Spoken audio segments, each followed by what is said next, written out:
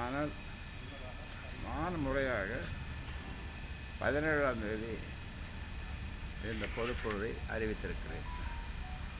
அதனால் வேறு எவரும் பாட்டாளி மக்கள் கட்சி பெயரிலோ பொதுக்குழு கூட்டுகிறேன் என்று சொல்வது சட்டத்திற்கும் கட்சி விதிகளுக்கும் புறம்பானது. இன்னொன்று,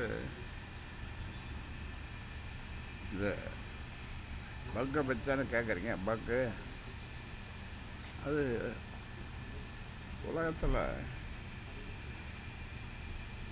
தந்தையே வேவு பார்த்த உழவு பார்த்த பிள்ளை இருக்குதான்னா இருக்குது.